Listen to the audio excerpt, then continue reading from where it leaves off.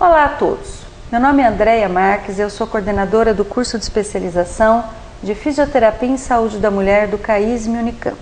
Eu gostaria de apresentar a vocês uma aula elaborada pela fisioterapeuta Marcela Pinto e Silva, minha colega de equipe, que conta um pouco da história, da trajetória da fisioterapia dentro da área da saúde da mulher. Essa área que procura atender as diferentes fases da vida da mulher na prevenção, tratamento e reabilitação. Inicialmente pode parecer um pouco estranho por que um gênero feminino necessite de uma abordagem de fisioterapia específica e um olhar assim tão especial. Afinal, o que faz das mulheres um ser assim tão complicado, né? É que aqui começa a vida. Nessa animação aqui, vocês acompanham a liberação do óvulo, ou célula reprodutiva feminina, gerado pelo ovário. Uma vez liberado, ele dirigindo-se para as trompas de Falópio. É nesse local que ocorrerá a fecundação, caso haja atividade sexual.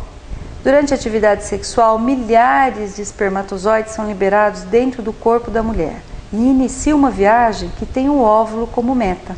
Não é fácil penetrar no óvulo, ele possui barreiras próprias. Quando entra em contato com essas barreiras, o espermatozoide iniciará a liberação de enzimas hidrolíticas, visando penetrá-las.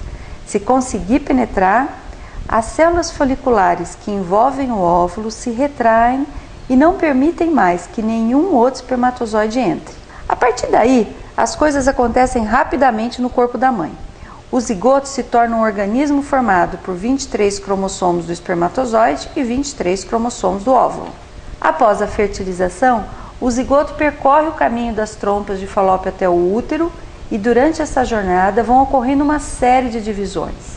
No útero, ele irá se implantar e o corpo da mãe será aquele então que irá abrigá-lo e permitir que ele possa se desenvolver. Nossa trajetória como profissionais que atuam na saúde da mulher surgiu junto às gestantes, na área de obstetrícia. Nós, fisioterapeutas, acompanhamos de longe a evolução da obstetrícia, até efetivamente começarmos a fazer parte dela. Durante o século XVIII, muito pouco se sabia sobre o funcionamento do corpo humano. Os diferentes processos como digestão, fecundação, evacuação e parto eram vistos como semelhantes a mudanças da natureza, como as estações do ano, mudanças climáticas. O que é bastante compreensível, pois os registros aconteciam lá na Europa, numa sociedade predominantemente agrária. Entre 1346 e 1350, a peste negra quase que devastou um terço da Europa. No período da história que se seguiu, gerar passou a ser quase um mecanismo de preservação da espécie.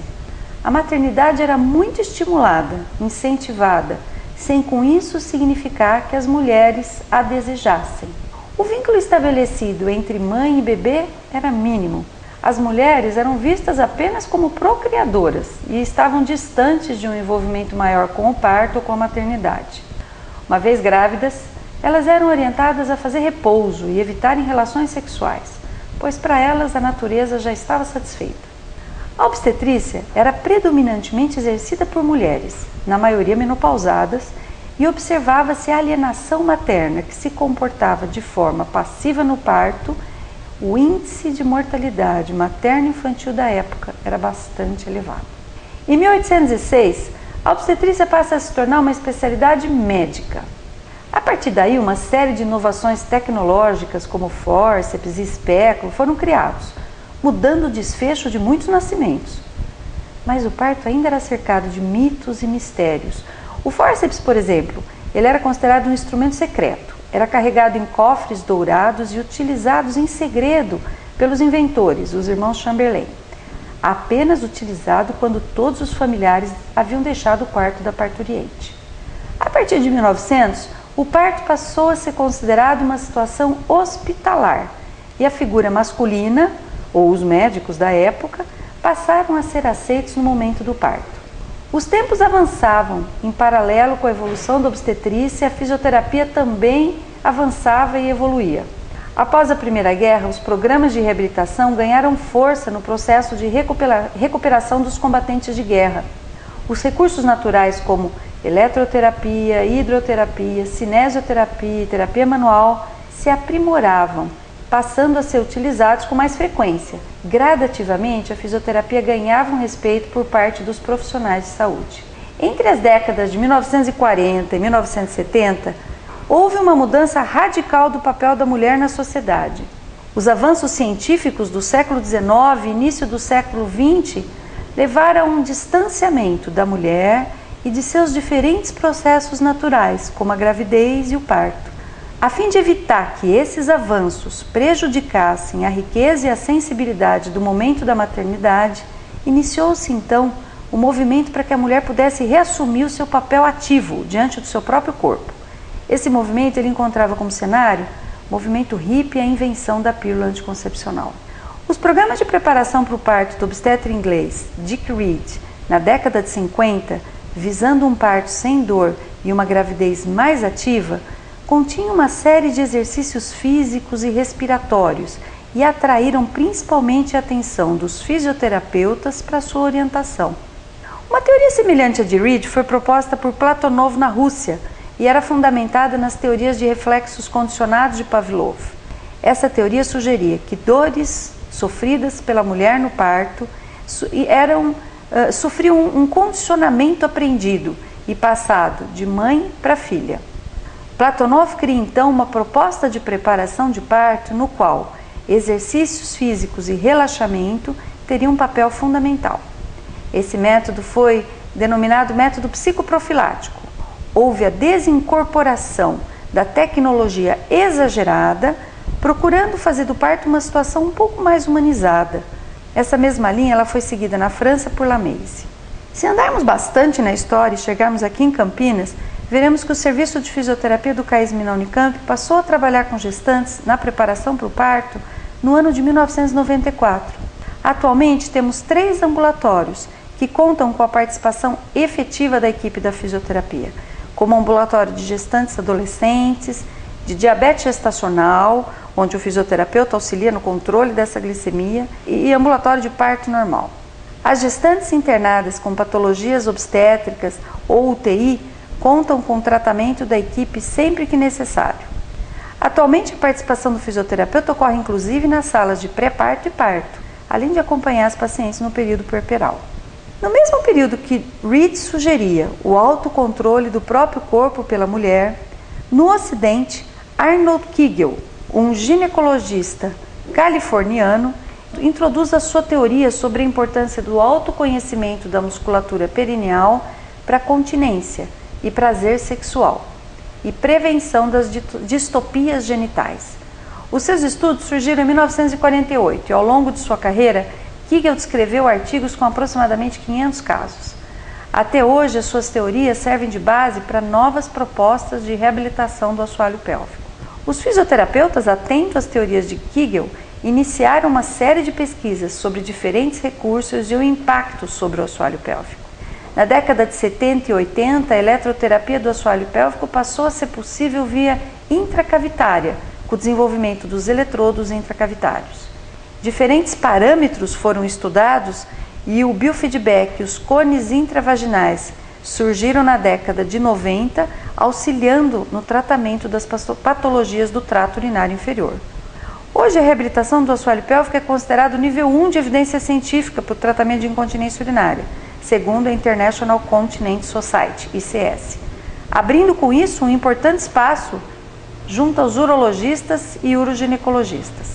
No CAISM, desde 1996, o Serviço de Fisioterapia atende cerca de 200 pacientes com patologias uroginecológicas ao ano.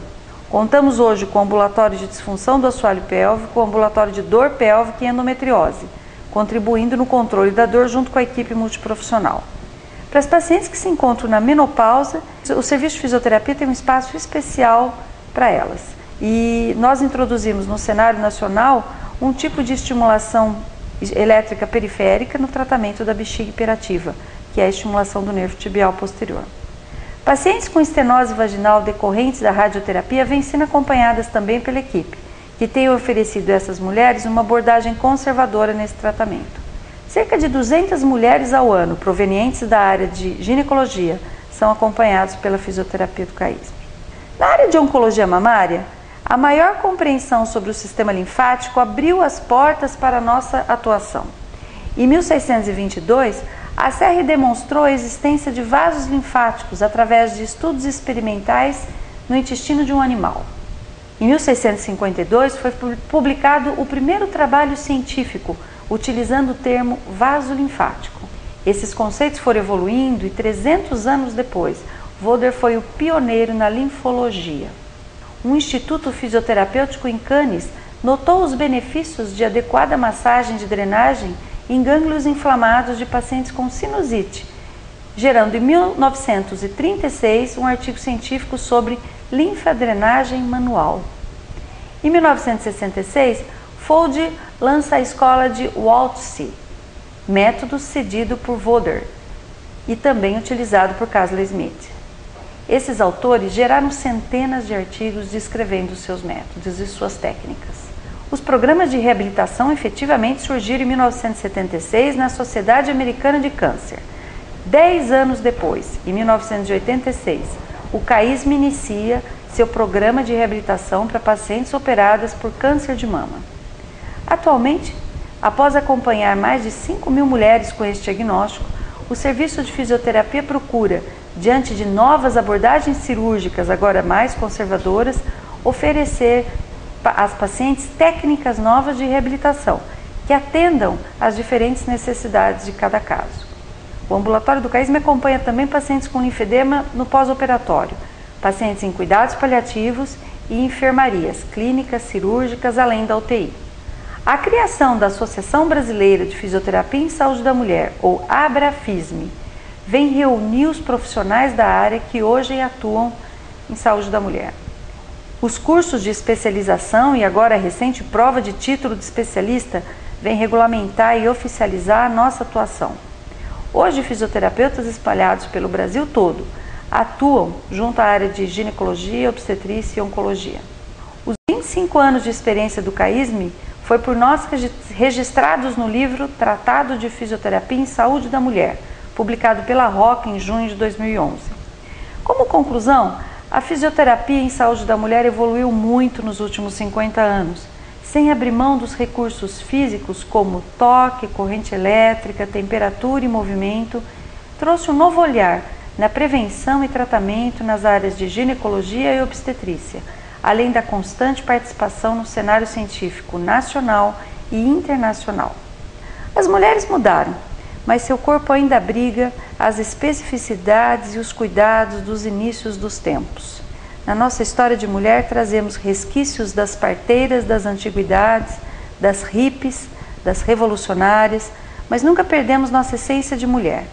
O profissional que trabalha com essa população nunca pode deixar de ter esse olhar. Obrigada.